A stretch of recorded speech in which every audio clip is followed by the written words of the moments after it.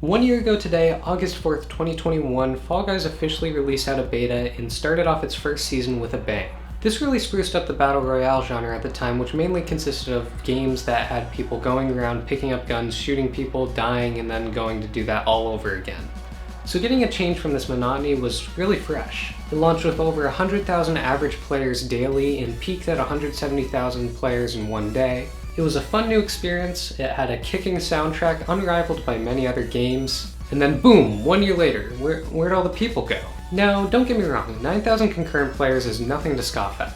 However, when you consider the fact that 3 months after its launch, this game would taper off to its consistent average now, it really baffles me. How did this game go from being the biggest hit to being nothing so fast? So let's look at what made Fall Guys drop from popularity and also look at where Fall Guys is at today. Before we start off this video, if you are not subscribed, go on down there and hit that subscribe button. It's free and it really helps me out. Also, if you like this video by the end of it, also consider liking the video. I've been getting a ton of support from you guys lately without even having uploaded in over 3 months, and I really thank you guys for that. So, as we discussed before, Fall Guys was this new concept that really brought new life to the Battle Royale genre. You'd play 3 to 5 rounds of randomly selected minigames until only one person remained at the end. These games ranged from platformers to grabbing people to sports, and I woke up every day yearning to play this game, and now nobody will play with me. Why? I feel like this decline in Fall Guys can be attributed to 4 major factors. First being the monotony of the minigame selection we had when this game first launched. The game launched with 25 minigames, which seems like a lot, but when you consider the fact that you will be playing about 5 rounds of these games, you start to get repeats a lot. They tried to fix this early on with the Big Yeetus update that would add a few random factors to each level during each game, but it wasn't enough random effects to really spruce up the game again. Speaking of minigames, the next factor is team games. On paper, team games sound like an awesome idea in a Battle Royale genre game. The people you were once fighting against to try and destroy now become your ally, and you must work together for the common goal of getting to the next round. But what you would really get is 12, 11-year-olds who just got the game because it was free on PS4 for you to download and don't really even know how to play the game. Like, is it really that hard to have one person sit in the soccer goal? Team games were the most infuriating games to lose because you could be having a hot streak where you got first place in the past 3 rounds, but then you get one team game and you lose to forces outside of your control. And that force's name is Lil Timmy 208. Factor number 3 is something that plagues many games. It can really destroy a whole multiplayer environment. And that thing is hackers. This isn't something easily combated, and many games have to deal with hackers through their existence. However, there's something very different with Fall Guys hackers. In many games, you can die to the hacker and boot up the next game, or you can just surrender.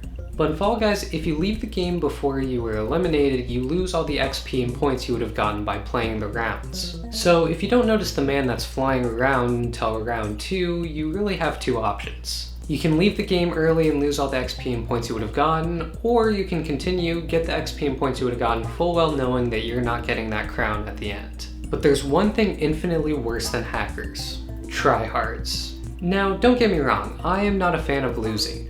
However, what made Fall Guys a fresh new experience was the casualness to its intensity. You didn't have to be the best of the best at Fall Guys, you just had to be passable. So when people started making professional guides and tips and tricks and tried to make professional leagues of this game, that's really when the game lost a lot of its spark.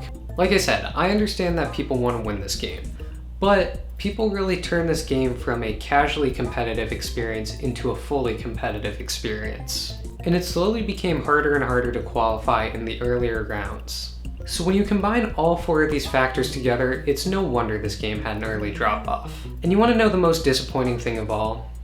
Fall Guys is really fun now. Since the game was released, the game has added a multitude of features to make it more fun. First, we have randomized variation to maps.